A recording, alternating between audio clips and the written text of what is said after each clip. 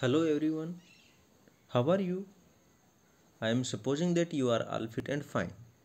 Let's start today's work. Hello बच्चों, चलिए शुरुआत करते हैं भाई। आज का जो टॉपिक है वो तो भाई हमारा जो टॉपिक है, हमारा जो लेसन है वो है devotional paths to the divine, ईश्वर से अनुराग। इस चैप्टर में हम पढ़ रहे हैं भाई ईश्वर को जाने वाले अलग अलग रास्ते, भाई किन किन रास्तों का प्रयोग करके इंसान या फिर हम लोग भाई ईश्वर को प्राप्त कर सकते हैं भाई। ठीक है, समाज में कौन से जो संप्रदाय हैं, किस तरह से जो भक्ति भावना है वो प्रचलित है भाई, कौन से हैं। जैसे भाई अद्वैतवाद की बात की, जैसे जो वीर शैववाद की बात की भाई, विशिष्ट अद्वैतवाद की बात की। अभी पिछले वीडियो में हमने देखा भी महाराष्ट्र में किस तरह से जो भक्त थे भाई, किस तरह से जो तुकाराम नेकीनाथ भाई, इस तरह के जो किस तरह से जो महाराष्ट्र में भाई जी जितने भी ये थे, ज्ञानेश्वर नामदेव एकनाथ, ये तुकाराम सकूभाई, ये जो थे भाई, जैसे चोखा मेला थे और उनके परिवार थे भाई, किस तरह से उनका जो भक्ति की जो अलग से एक रास्ता चला दिया भाई उन्होंने, जो वारकरी संप्रदाय के नाम से फेमस हुआ है ना। तो भाई आज हम पढ़ने वाले हैं इसी श्रृंखला में आगे नाथपंथीज सिद्धाज एंड योगीज। नाथपंथ जो लोग होते हैं उनके बारे में, सिद्ध सिद्ध और योगी इसके इनके बारे में आपने पहले भी सुन रखा होगा भाई। आसपास बहुत सुना होगा भाई, योगी जैसे योगी और सिद्ध जो लोग होते हैं, संत जो लोग होते हैं उनके बारे में। तो अभी तक हमने देखा भी महाराष्ट्र में, तमिलनाडु में, कर्नाटका में, मतलब हमारे दक्षिणी भारत के बारे में हमने देखा भी किस तरह से कौन से जो भक्ति भावनाएं, भक्ति की जो रेखा संप्रदाय थे वो चल रहे थे। उत्तरी भारत में हमने देखा भी। और अब जो हमारे जो जो बीच वाला हिस्सा बच गया उसके बारे में हम देखेंगे भाई इस टॉपिक में। A number of religious groups that emerged during this period criticized the ritual and other aspects of conventional religion and social order using simple logical arguments. अब भाई उस समय ये जो जो हम बात कर रहे हैं इस काल में, 13वीं 14वीं शताब्दी तक भाई, ये जो लोग थे भाई इस काल में जो अनेक धार्मिक समूह जो उभरे थे भाई, जैसे अभी तक जो भी हमने पढ़े हैं, तो इन्होंने क्या किया भाई, लॉजिकल आर्ग्यूमेंट से भाई। लॉजिकल आर्ग्यूमेंट होते हैं तर्क करना भाई, जो सही बात होती है जिसे हम फैक्ट कहते हैं, उनके सहारे बातचीत की भी, एक वाद विवाद किया। और उसके सहारे क्या किया भाई, ये जो पहले से चली आ रही जो रूढ़िवादी थी, कर्म कांड थे भाई, जो धर्म में जितने भी चीज़ें फैली हुई थी, जैसे भाई पूजा अर्चना करना, मंदिरों में जाना, और भाई दान दक्षिणा देना, और भाई जैसे हम लेते हैं भाई दिए जलाना, है ना। तो ये इस तरह की बहुत सारे जो कर्म कांड थे उनको ये लोग नहीं मानते थे। और उसके साथ साथ भाई एंड सोशल ऑर्डर, और जो सामाजिक जो ताना बाना था, समाज किस तरह से बटा हुआ था, उसको भी ये लोग नहीं मानते थे। Among them were the Nathpanthis, Siddhacharas and yogis. और जो लोग इसको नहीं मानते थे, जो समाज जो बटा हुआ था उसको नहीं मानते थे, उस बंटवारे को, और ये जो मंदिर वगैरह में विश्वास नहीं करते थे, इन भक्तों में विश्वास नहीं करते थे, जो अभी तक हमने पढ़े हैं उन भावनाओं में विश्वास नहीं करते थे, तो उनमें कौन कौन थे? ये थे नाथपंथी, सिद्धाचारा और योगी। ठीक है, they advocated renunciation of the world. अब उनके अनुसार वो क्या मानते थे भाई, वो इस संसार को छोड़ने में यकीन करते थे। मतलब इस संसार में जितनी भी चीज़ें हैं उनको छोड़ दिया जाए, त्याग कर दिया जाए। अब यहाँ पे इस पिक्चर में भी आप लोग देख रहे होंगे भाई, यहाँ पे जो लोग बैठे हैं इनके आसपास कुछ भी नहीं है, ये पेड़ के नीचे बैठे हैं, आग जलाई हुई है बस, और कुछ नहीं है। ना ही चारपाई है, ना खाना पीना है, कुछ भी नहीं है इनके पास, कपड़े इवन यहाँ यहाँ तक कि कपड़े भी नहीं है।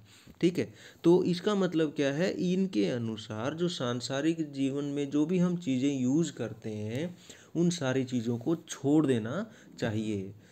ये सारी की सारी चीज़ें बेकार हैं। जैसे कि भी जो हमारे पिछले संप्रदाय थे, जैसे भी जो शंकराचार्य जो थे, उन्होंने भी यही चीज़ कही थी भाई सारी चीज़ें बेकार हैं भाई, है ना। तो भाई उसके इनके अनुसार ये जो हमें ईश्वर की जो भक्ति है उसके लिए हमें सारी चीज़ों का त्याग कर देना चाहिए। To them, the path to salvation lay in meditation on the formless ultimate reality and the realization of oneness with it. अब उनके अनुसार क्या था, वो क्या चीज़ मानते थे कि भाई वो ये मानते थे भी जो निरंकार जो सत्य है भाई, जो मोक्ष की प्राप्ति है, साल्वेशन है, meditation on the formless ultimate reality, जो वास्तविकता, जो आखिरी जो सच्चाई है, वास्तविकता जो है, उसको प्राप्त करने के लिए क्या करना चाहिए, मेडिटेशन करना चाहिए हमें, हमें ध्यान लगाना चाहिए भाई, समाधि लगानी चाहिए, ध्यान लगाना चाहिए। ठीक है, फॉर्मलेस अल्टीमेट रियलिटी, जिससे कि भी हमें क्या प्राप्त हो, एक फॉर्मलेस, उसका कोई आकार नहीं है, मतलब निराकार सच्चाई मिल सके, जिसे हम ईश्वर का नाम देते हैं। And the realization of oneness with it, और उसके साथ भी इन्होंने क्या कहा भाई, उसके साथ ही एक हो जाना है भाई, उस जो मोक्ष है उसका मतलब है उस ईश्वर के साथ एक हो जाना, जिसका कोई भी रूप नहीं है, जो निराकार है। To achieve this, they advocated intense training of mind and body through practices like yogasanas, breathing exercising and meditation. अब इसके लिए वो क्या कहते थे भाई, इसके लिए वो सहारा लेते थे जिस चीज़ का भाई हमें ईश्वर की प्राप्ति कैसे हो सकती है भाई, उसके लिए वो कहते थे भाई इंटेंस ट्रेनिंग, बहुत कठोर ट्रेनिंग भाई, प्रशिक्षण दिया जाना चाहिए। ठीक है, ट्रेनिंग की जानी चाहिए बहुत कठोर रूप से। किसकी ट्रेनिंग की जाए, माइंड की, माइंड बॉडी, हमारे शरीर के साथ साथ हमारे मस्तिष्क की भी, हमारे दिमाग की भी, इन दोनों की क्या की जानी चाहिए भाई, इन दोनों को सिखाना चाहिए, प्रशिक्षण देना चाहिए। ये भी नहीं भी हल्का फुल्का, बहुत कठोर तरीके से। Through practices like yogasanas, breathing exercise and meditation, और किस तरह से, किस चीज़ से की हेल्प लेके इनको भाई प्रशिक्षण दिया जाए भाई, किस चीज़ से, योगासन करके, जैसे कि भी हम लोग आजकल करते हैं भाई, ताड़ासन करते हैं, है ना। तो इस तरह से ब्रीदिंग एक्सरसाइज, प्राणायाम वगैरह करके, अनुलोम विलोम करके, और जो दूसरे जो प्राणायाम हैं वो, एंड मेडिटेशन मतलब ध्यान करके, समाधि चिंतन करके भाई, जैसे ओम का उच्चारण करते हैं भाई प्लाथी लगा के, तो उसे हम मेडिटेशन कहते हैं भाई, आंखें बंद करके, हमें कुछ पता ही नहीं है, हम तो सिर्फ ओम में लगे हुए हैं, है ना, तो उसे हम मेडिटेशन कहते हैं भाई। तो इनके थ्रू हम क्या कर सकते हैं, उस निराकार ईश्वर को प्राप्त कर सकते हैं।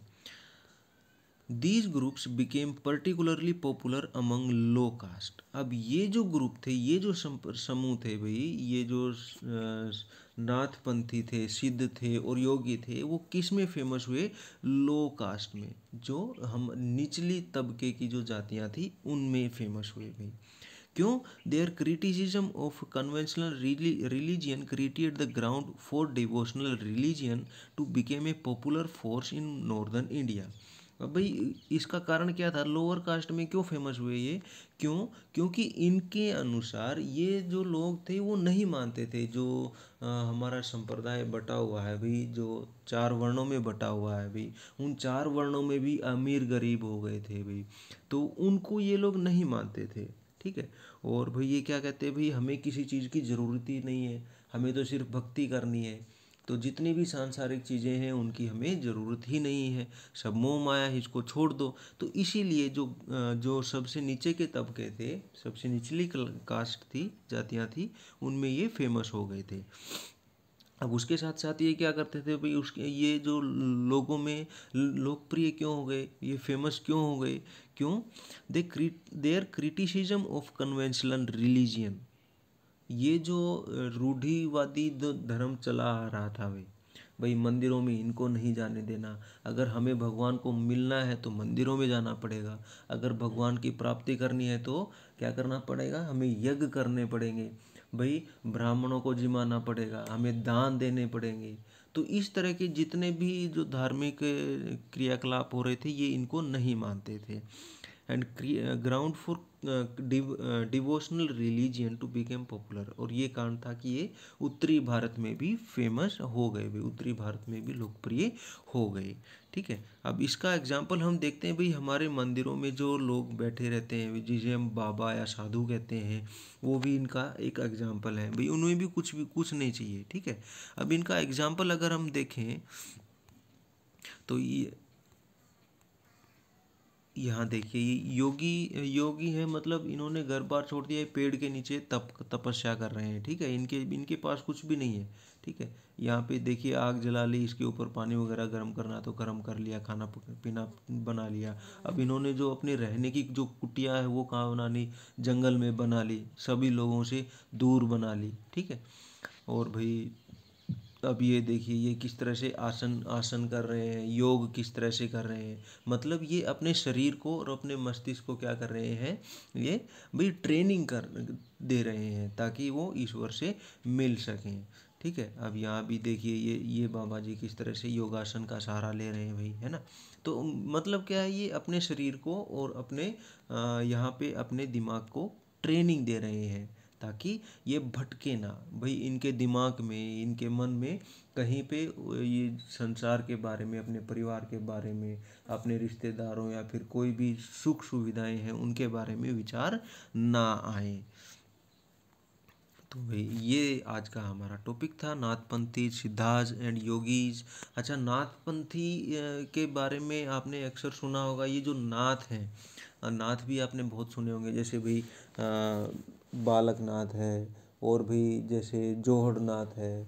ये इस तरह के जो लोग हैं जो फेमस हैं, जिनके मंदिर आजकल हम देखते हैं भाई, हमारे गांव में अक्सर बनाए जाते हैं नाथ। और भाई आपने देखा होगा भाई, कुछ लोग हमारे गांव में आते हैं भाई, वो क्या करते हैं भाई, जो सपेरे वगैरह होते हैं, और वो कहते हैं भाई हमारे पास ये है,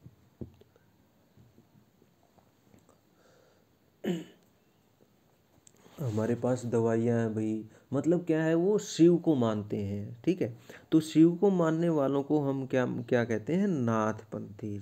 ठीक है, और योगी सिद्धार्थ, ये संसार मतलब कहा जाते हैं, ये एकांत में रहना पसंद करते हैं। ठीक है, तो ये था हमारा आज का टॉपिक, उम्मीद है आप लोगों को समझ में आ गया होगा। तो भाई मिलते हैं अपने नेक्स्ट टॉपिक के साथ, जिसमें है इस्लाम और सूफीज़म, जो हमने इस चैप्टर की शुरुआत में बात की थी। तब तक के लिए stay at home, stay fit and keep learning. Thank you.